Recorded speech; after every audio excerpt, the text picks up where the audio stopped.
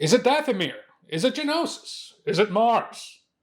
Doesn't really matter. The point is you're going to learn how to make it, so stay tuned.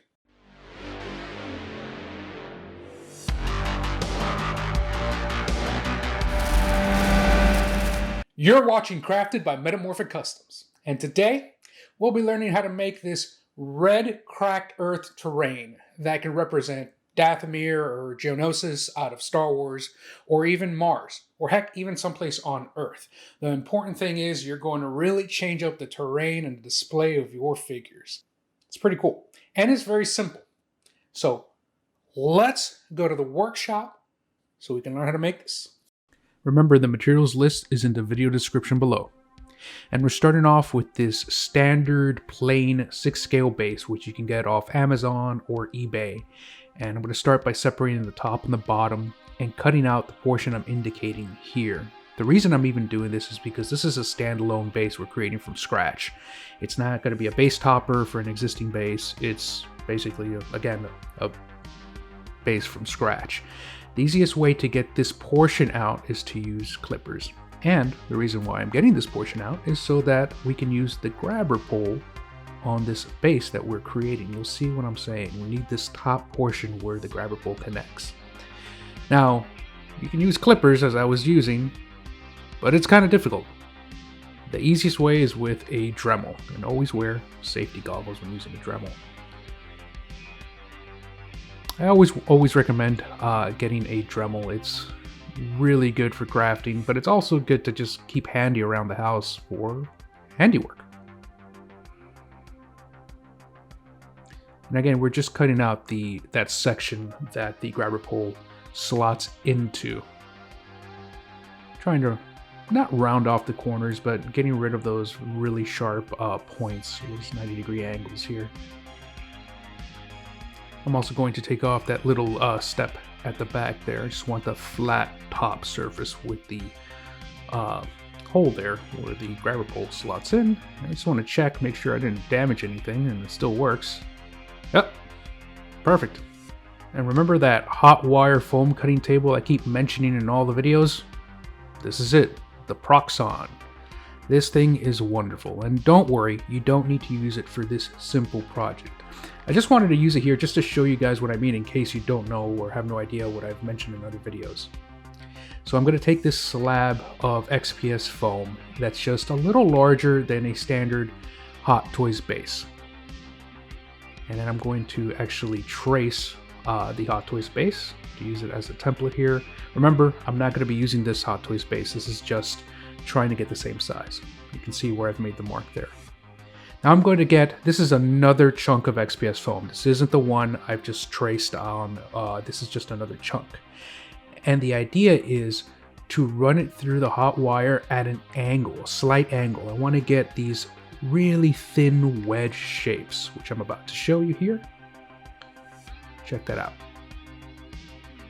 Now, you could, instead of tilting the foam, you could slide the wire connector at the top down this pole. You see I've got predetermined angles there.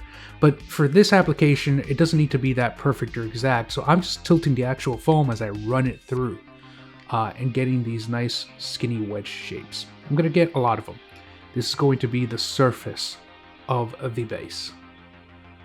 I'm going to do a few more than I think I'll need, just so I can have some different shapes and thicknesses.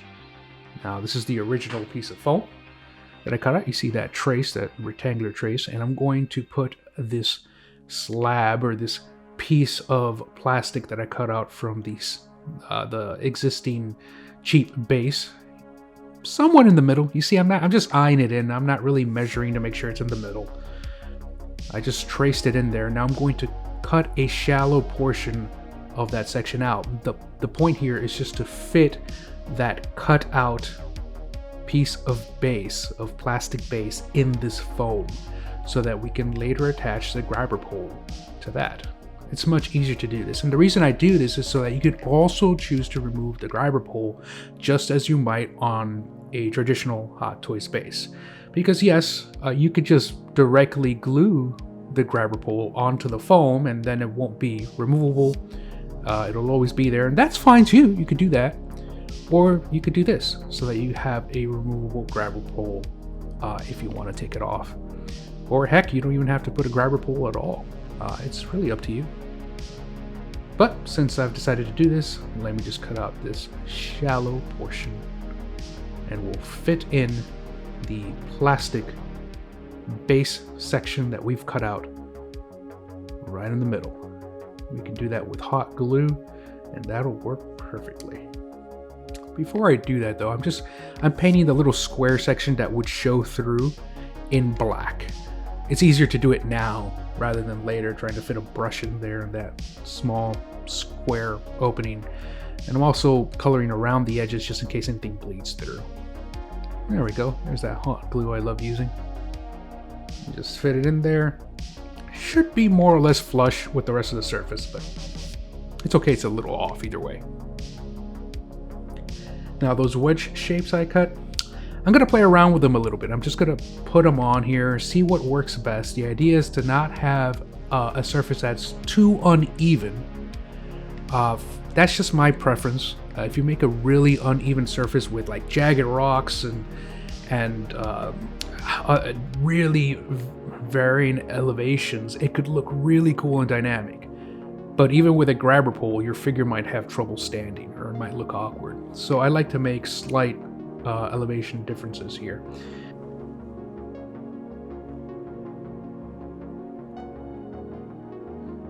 So some of these pieces I'll gently cut out the edge, just make it a jagged cut. Of course, you don't want a straight edge cut.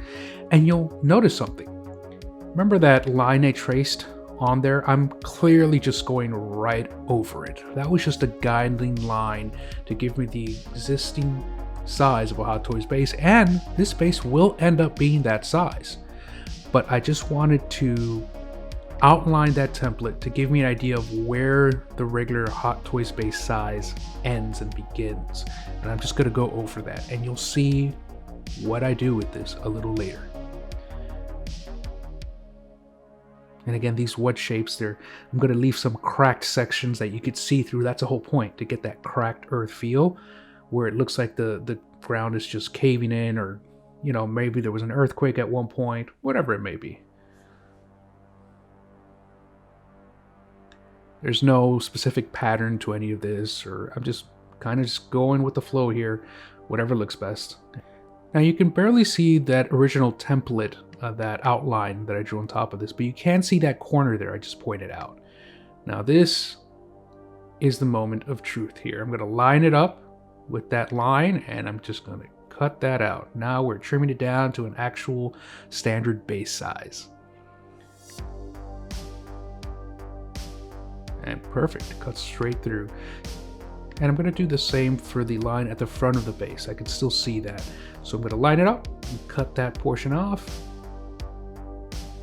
Everything's nice and flush. Now the top and the back line I can't really see, but that's easy enough. I'll just get that Hot Toys base, and with the table set to off, make sure it's off, I just get the measurement and use that on the other side. Perfect. Same thing with this angle. Measure it and cut. You gotta remember to turn off the table. I'll say this again before you present the Hot Toys base, because it will start melting that plastic slowly, but it'll do it. And this looks pretty good. I'm going to start gluing on some random small bits of rock. You can get these outside, you can get this at your hardware store, your gardening center at the hardware store, or purchase it from Woodland Scenics if you can't find rocks this size, or rocks that you like. Now, those rocks I glued on with hot glue, but now I'm using some Mod Podge because I'm going to sprinkle on some smaller rocks and even a little bit of sand around the little larger rocks or pebbles that I just put there. Now again, this is just play sand. You can get this at your local hardware store. And if you've got, I like to use different grains of sand, or maybe some, like I said, some smaller rocks. I hesitate to call them rocks as they're so tiny. It's just a thicker grain of sand.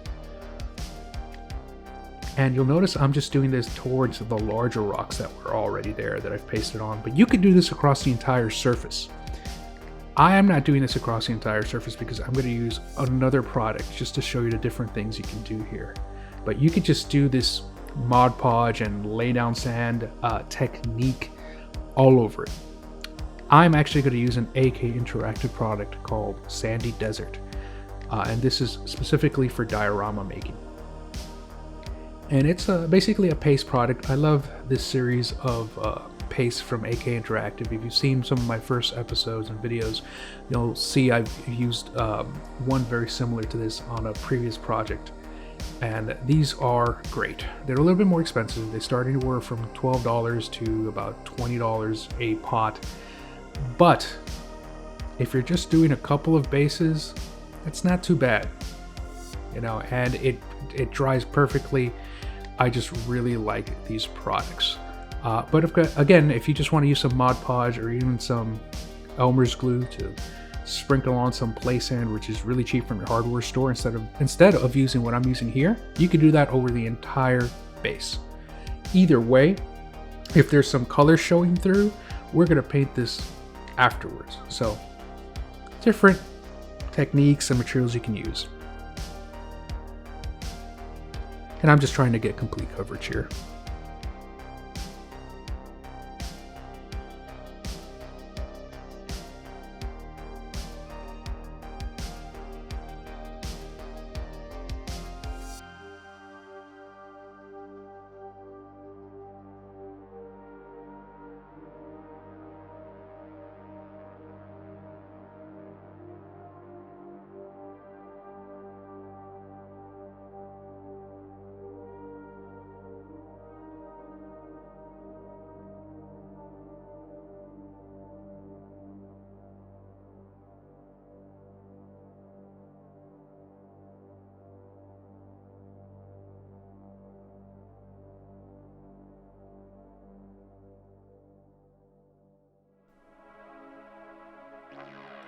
It's looking pretty good. We're going to wait till it's dry to move on to the next step, which is airbrushing. I'm going to use Red Earth by FW Inks. As you know, I love this series of inks, and I'm going to put that through my airbrush here. And I'm going to target the recesses in between the rocks, the larger rocks, and of course the cracks in the ground.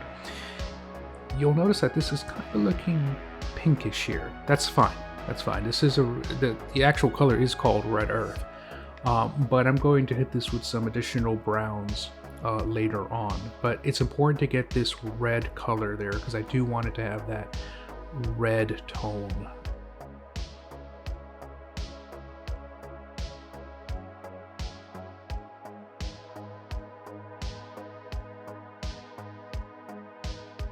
And I'm just giving it a couple of passes here, and then again going back and concentrating in the sections where the larger rocks, slightly larger rocks I would say, meet the ground.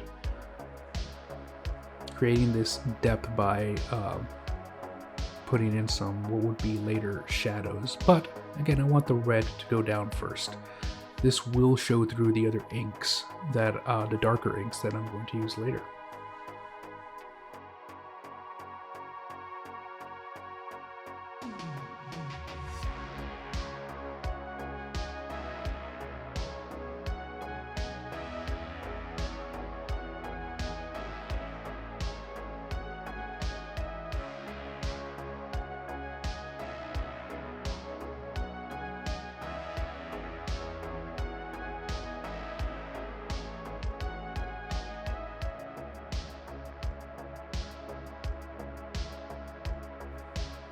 And once I feel I've gotten enough layers out of this just by look, I'm going to switch over to the next color, which is FW Inks Burnt Umber. And again, I'm going to approach it the same way. I'm going to try to hit the deepest recesses between the rocks and the cracks.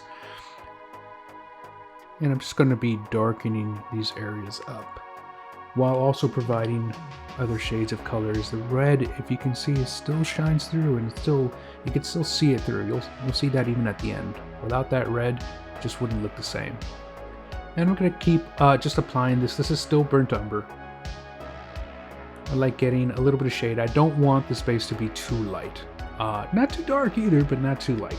So I'm going to keep going with the burn number here a bit. Again, that red is still there. And now for some FW sepia. As you can see, I'm getting darker. This is going to be the last color I'm using here. And I'm only going to target, again, the deepest recesses, which is what I've been saying before, but I'm going to use even less of this now. Try to get the very center of these cracks and the very deepest wedge between the two rocks in the back there. Again, this is just to give it that extra shade and depth. Don't want to go overboard here, so always start off with a little and then apply more if you feel it's necessary.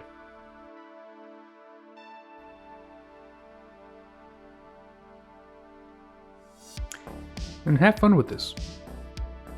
This is one of my favorite parts, just giving it these shades and these tones and just creating that depth.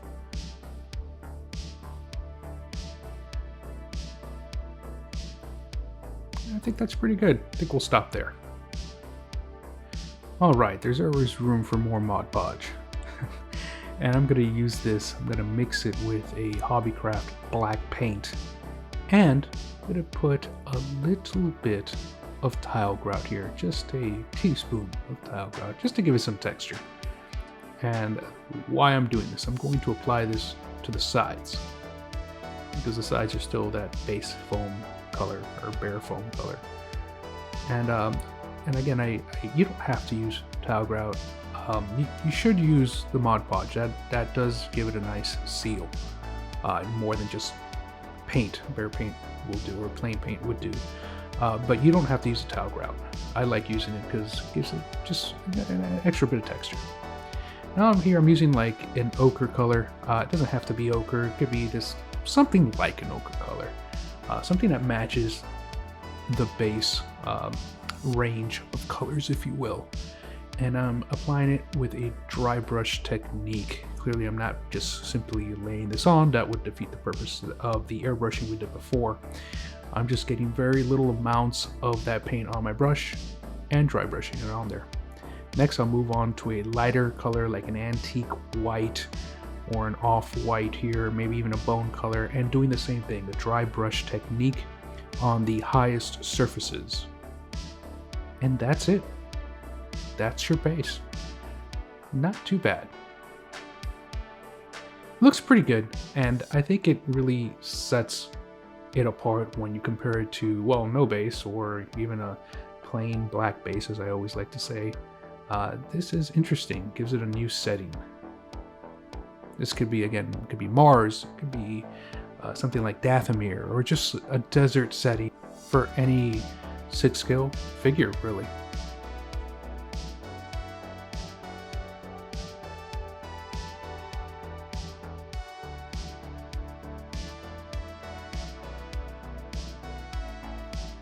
So I really hope you guys like that process. Important thing to take away from this video is the technique, which can be applied at any size, using any colors you would like. So give this a shot. Hopefully this inspires you to go out, try this. That's the most important thing that I'm trying to convey with these episodes, to get you crafting. Speaking of, if you liked the video, please let me know by clicking that like button. Also, comment down below if you have any feedback, if you think I could have done anything differently, if you'd like to do something different, or just let me know what you'd like to see. If you've got any technique that you've been wondering about that, hey, I really want to see that, let me know down in the comments. And lastly, well, if you want to see more videos, subscribe. That way, you'll know when the next video drops. Hit the bell notification if you want to get that notification when that happens. So, until next time, guys. Thanks for watching, and stay crafty.